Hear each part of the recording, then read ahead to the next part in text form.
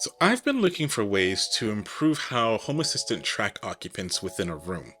Specifically, I need Home Assistant to know who is in a room. Now, I've tried coming up with solutions with my existing gear, like using motion sensors, door sensors, cameras, but I either don't have enough gear or the solution, like for instance with the camera, is kind of weird and a bit inconvenient. So I bit the bullet and spent about $30 for 4 tracking modules to use with ESP Presence. And here's my love-hate relationship with it.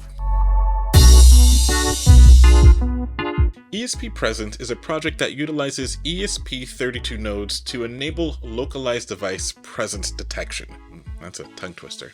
It does this by using MQTTs to communicate with Home Assistant, informing it of the location of the devices it sees. Now, I was really hoping to figure out this room-based presence detection without having to buy any new gear, but I really couldn't see a way to do it. To be honest, I've seen other channels that kind of came up with very creative ways of doing it, and I seriously contemplated those ways, but the major factor is that I actually need Home Assistant to know specifically who is in a room.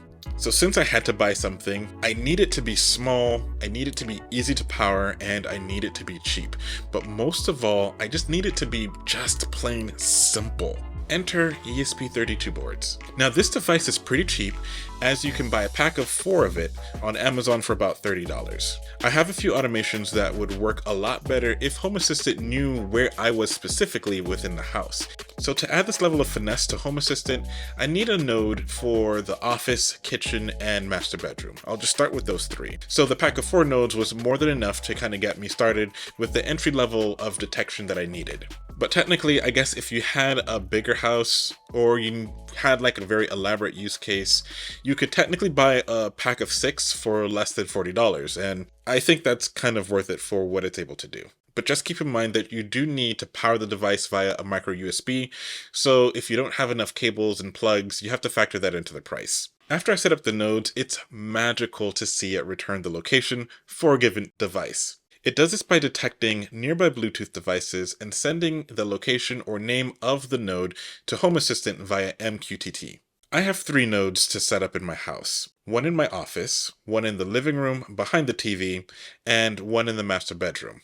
If the node in the office detects the ID of the tracked device, it would then send a message of office to Home Assistant. Now Home Assistant can identify who is where in the house. But what I really like about this is now that I can make subtle and useful tweaks to my automations by having it fire only in the room where I'm located. In every room where I place the node, there's a Google display.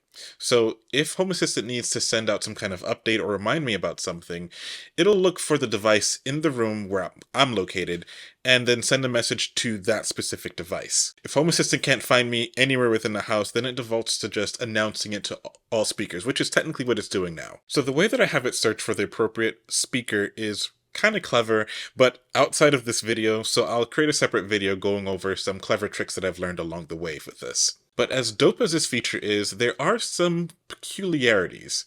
The first one is that it can be a bit tricky to calibrate the nodes. They have settings that control how far it can search for devices and how strong to output that signal, which basically allows it to penetrate walls and obstacles. But these are just numbers on a page, so it's not like I can see a diagram of the nodes and like a sphere of influence that tells me like how they relate to each other in the home and where dead spots are or where they overlap. Like, you don't see any of that, you just have numbers, so you can't really tell what's going on. This kind of leads to the second problem. Getting the nodes wrong will produce spotty results. As I mentioned before, you can either get dead zones where Home Assistant can't detect you at all, or they overlap and will report like adjacent locations instead of the room that you're actually in. For example, I would be in the office, but Home Assistant would think I'm in the kitchen, which is like right next door to the office. Another thing is that ESP32 can take about 30 seconds-ish to recognize that you've changed positions. Now, it doesn't take that long all the time. Realistically, it takes less time, but not instant. But because the response time for it to change isn't instant, that delay also makes the other issues worse. Because How do I know that it knows that I'm in my office and not the kitchen versus it's just delayed and haven't recognized the change yet, right? So you see the issue that it's problematic. But despite that, I still think it's worth it, especially if you have the patience to kind of like tweak things and test it out. It can be worth it. So overall, ESP Presence is reliable enough to be effective. My Home Assistant is capable of nuanced alerts, only speaking to me where I'm located instead of shouting through the house like some uncouth barbarian. And the fact that Home Assistant knows that I'm in a specific room also lets me update existing automations that use conditions based off of whether or not I'm in the home.